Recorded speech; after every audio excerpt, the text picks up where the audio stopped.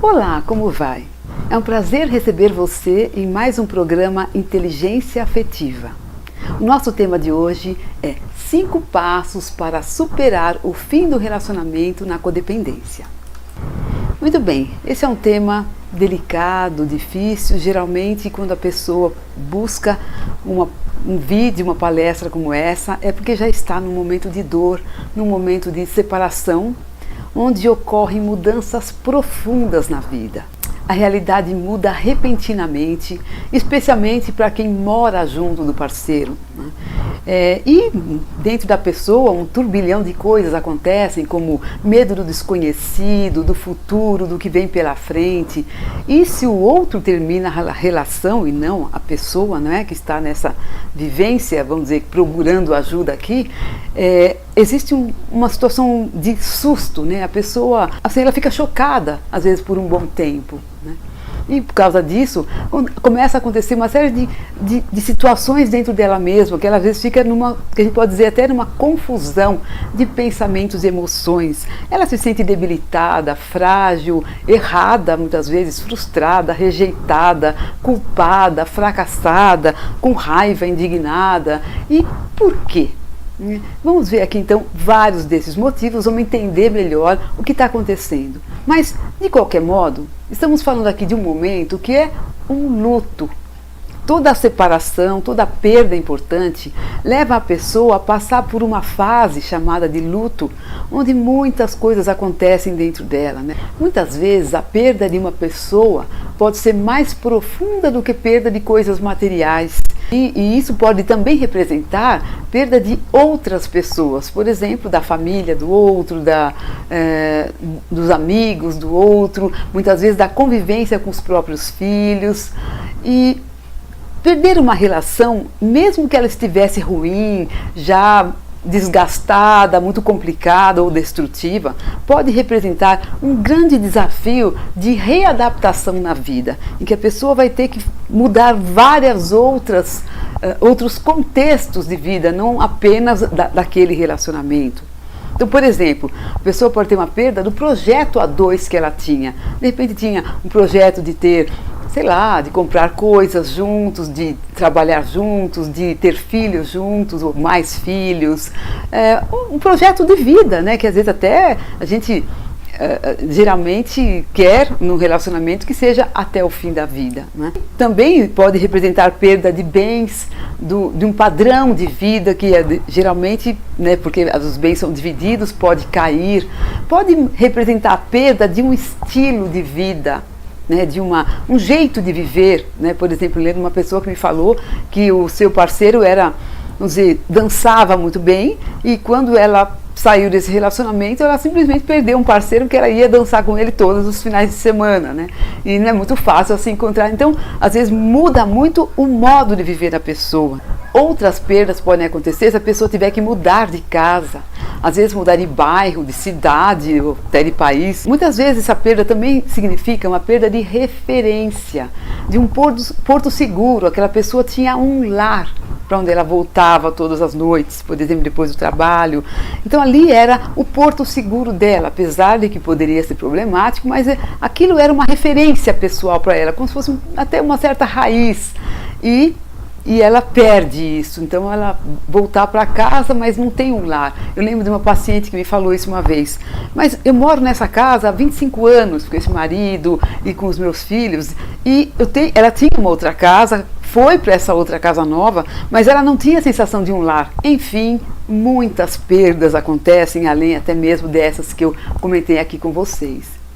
E, né, óbvio, muitas pessoas planejam se casar, mas eu nunca ouvi dizer alguém que quando se casou planejasse se separar, né? Então, assim, é óbvio que isso então é alguma coisa que mexe muito mesmo com todo o estado psíquico, emocional e mental de uma pessoa. E na codependência, quais são as diferenças? Então, porque o que eu falei até agora serve para qualquer relacionamento de modo geral. Mas o que a gente nota é que na codependência existem algumas especificidades.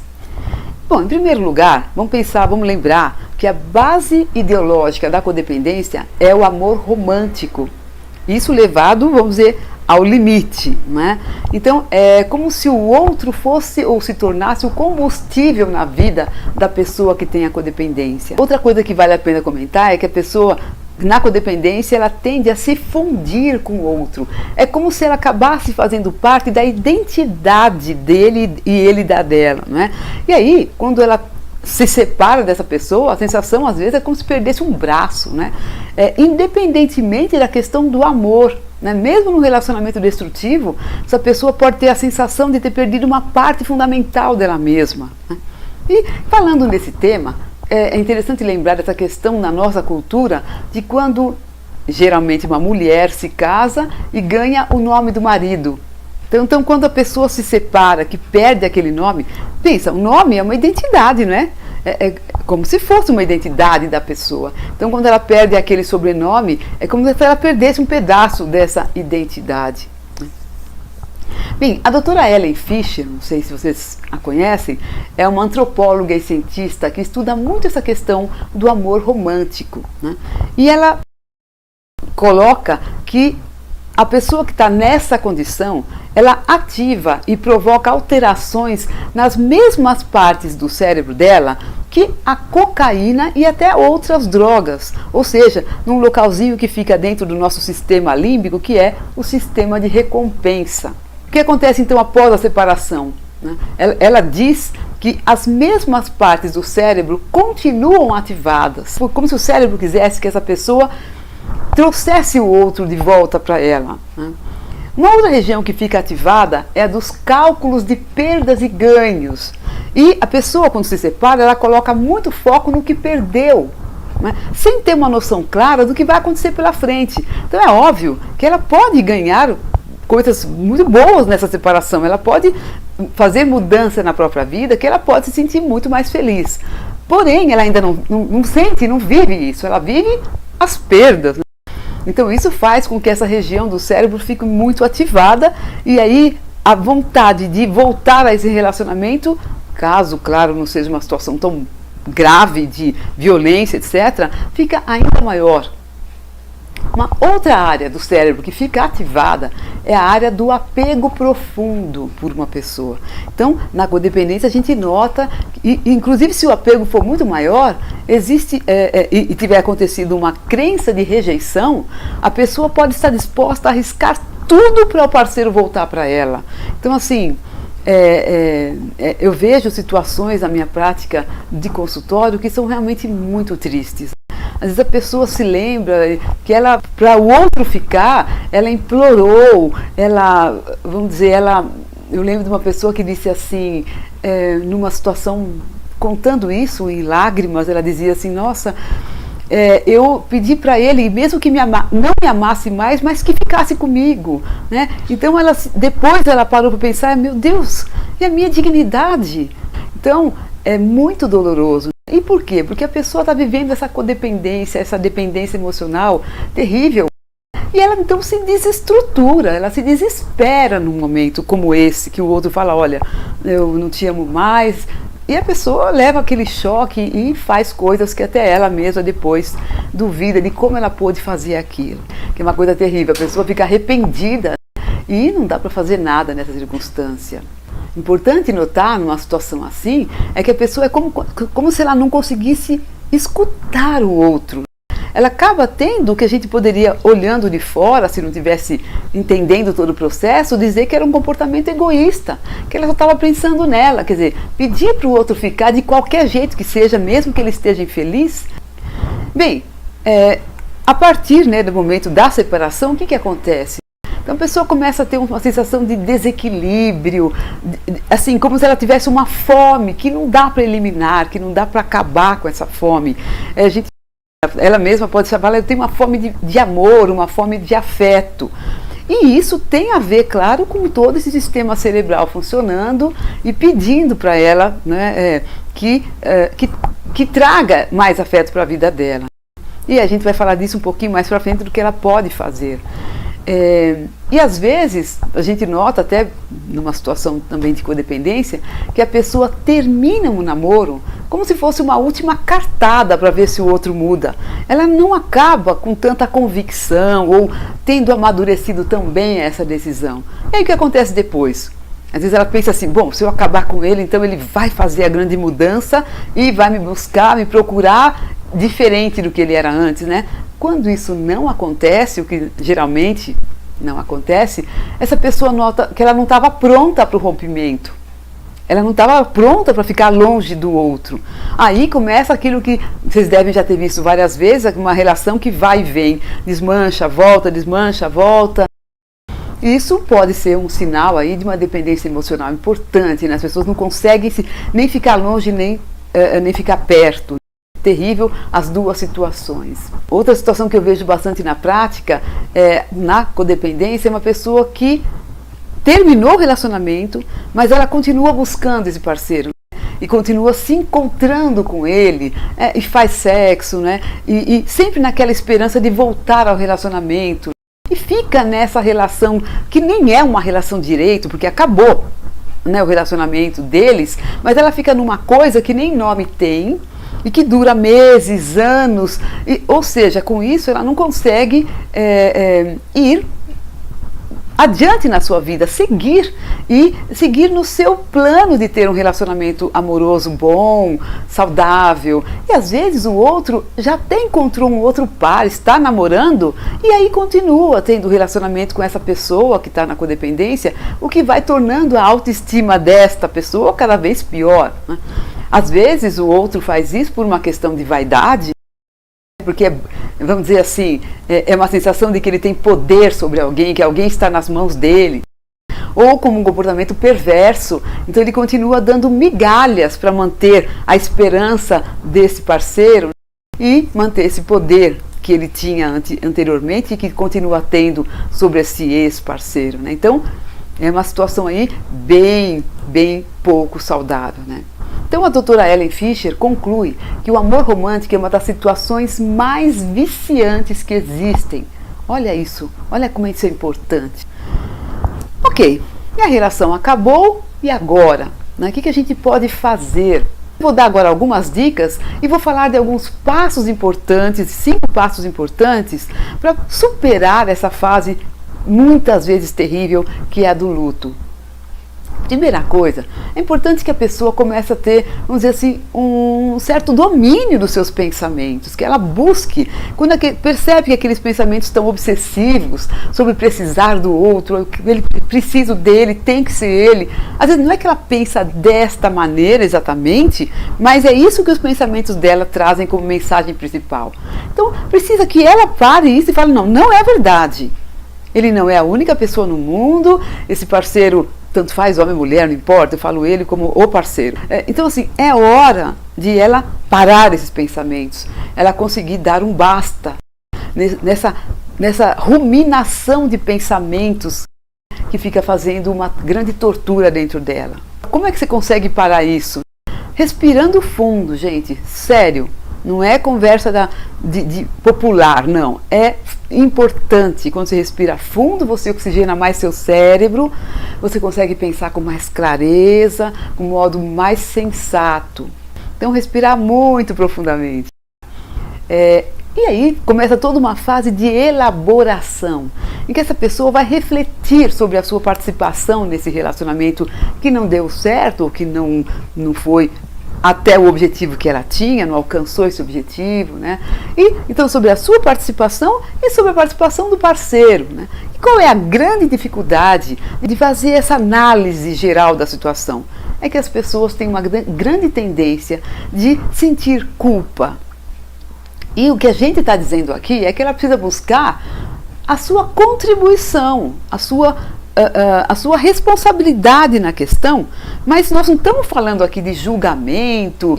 Quando a gente fala de culpa, a gente obviamente está falando de julgamento, e não é esse o nosso objetivo. Estamos falando dessa pessoa fazer uma análise fria, uma análise leve.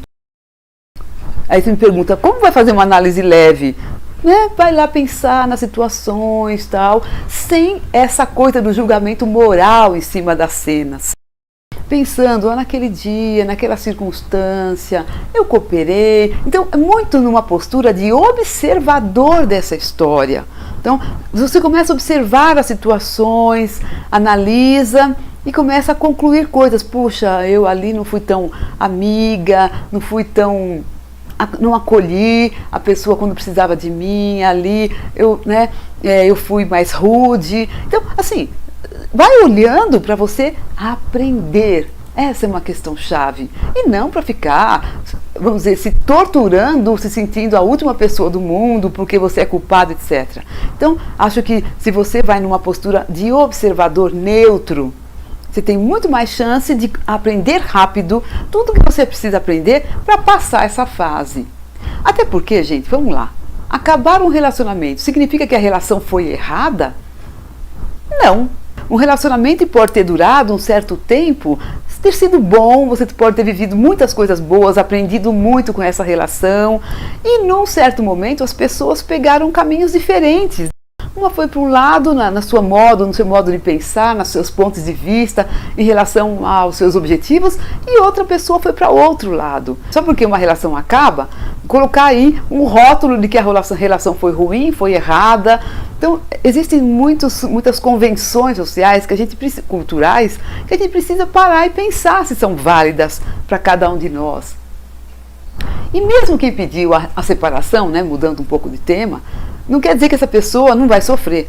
Porque mesmo a pessoa que pediu a separação, ela pode ter muitas perdas e sofrer muito por muito tempo. Porque não necessariamente ela estava completamente bem quando saiu da relação. Pode ser até que sim. Mas muitas vezes ela pediu a separação porque estava insustentável.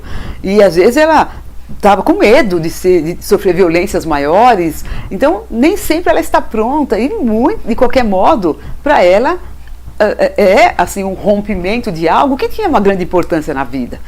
Então, voltando à elaboração, é muito legal a gente conseguir enxergar que a separação pode significar um grande novo começo, que pode ser uma oportunidade de reconexão consigo mesma.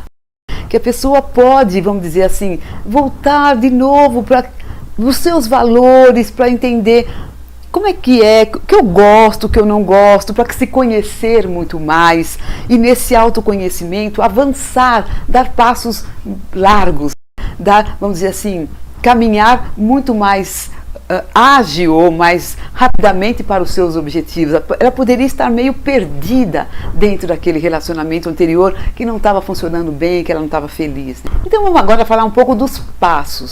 Os passos que me parecem, pelo menos os fundamentais nesse momento de vivenciar aí uma separação e um luto. Bom, o primeiro passo, gente, é aceitação. O que é aceitação?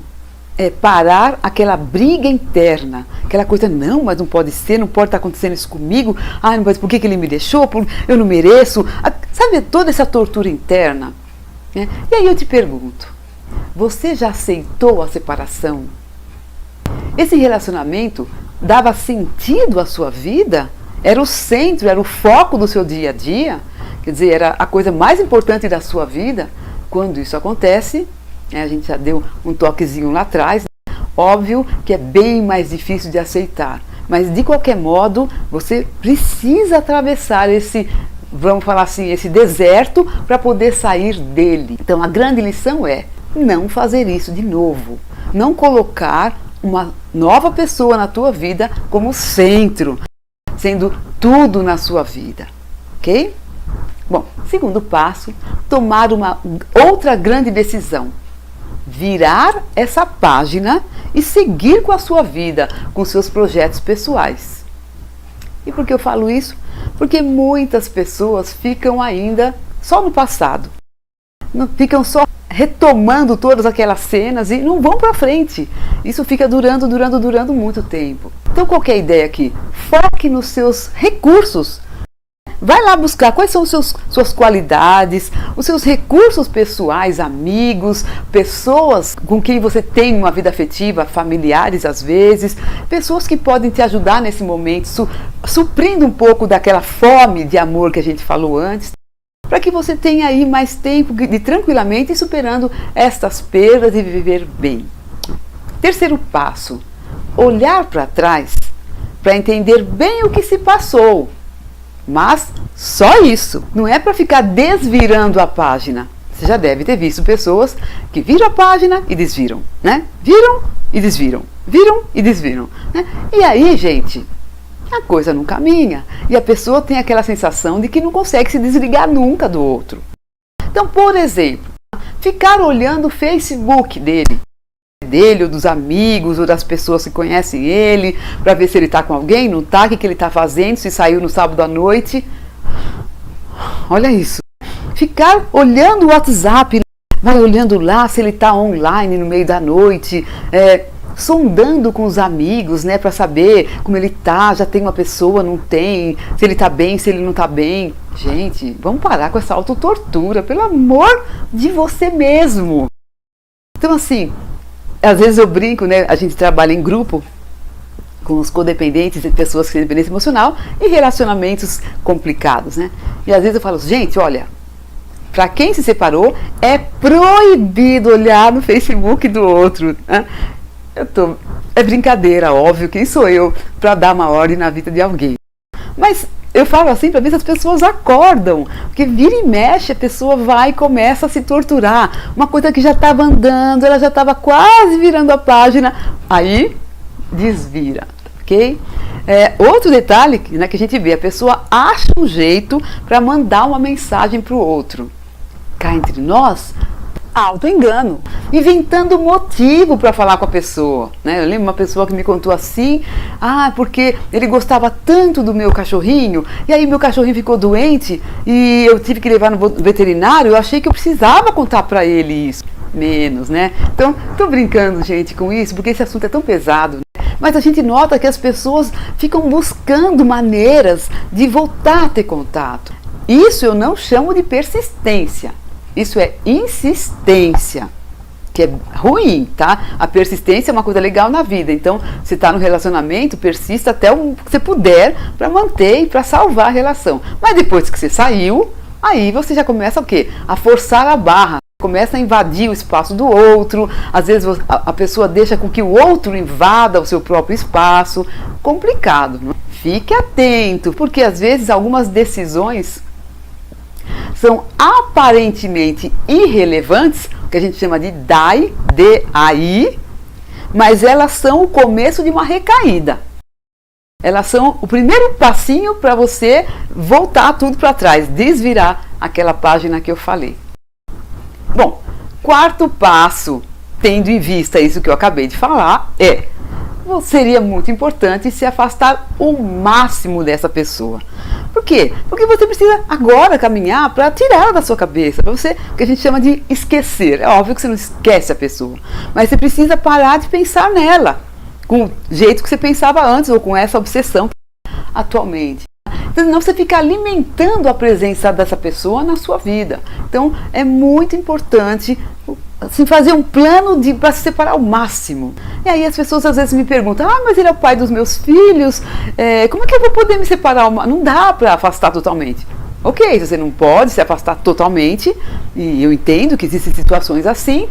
Você pode, vamos dizer, fazer com que seja mais formal possível esses encontros. Existem várias maneiras que você pode pensar para tornar esses encontros mais curtos possíveis, os mais formais possíveis, né? Sem ficar, vamos dizer assim, falando de muitos assuntos que não são necessários, ok? Bom, quinto passo, se aquela fome de amor está batendo, né? Lembre-se, isso é síndrome de abstinência dele. Então, ele era a sua droga. Isso é fissura. Cuidado, porque vira e mexe isso pode acontecer. Você começa a sentir aquele vazio, aquela coisa agoniada dentro de você. Mas, o que você precisa fazer nessa hora? Buscar outras formas de prazer. E não estou falando, claro, de cocaína, né? Estou falando de prazeres saudáveis, de lembra as coisas que você gosta. Começa a buscar aí, eu às vezes falo, né, na terapia, eu falo assim, olha, faz uma listinha das formas de prazer, porque nessa hora você não lembra de mais nada. Então vai lá direto olhar na sua listinha. Ah, eu gosto de cantar, videokê, eu gosto de cinema, eu gosto de conversar no telefone com tal pessoa, que ela é muito acessível, muito carinhosa. Então, gente, coloca tudo nessa listinha. E na hora que der essa fissura, em vez de mandar uma mensagem para ele, vai correndo na sua listinha e faz alguma coisa.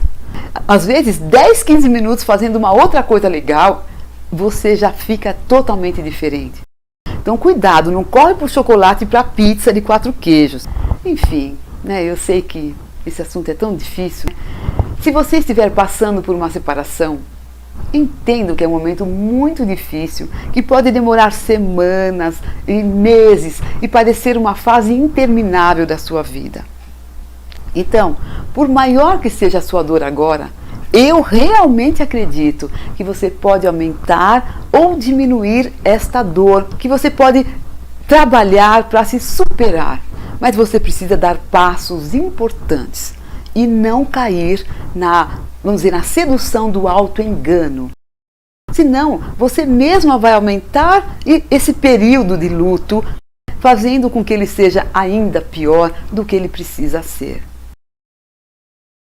Eu deixo aqui para vocês algumas referências bibliográficas que usei para fazer. Então, se você gostou desse vídeo, dê um joinha, tá? Deixe um comentário, porque os seus comentários e sugestões me ajudam a moldar o meu trabalho de acordo com a sua necessidade. E não se esqueça, compartilhe com os amigos e se inscreva no canal para receber as notificações dos próximos vídeos que eu faço quinzenalmente. Muito obrigada então pela sua presença hoje. Tudo de bom para você. Beijos. Tchau, tchau.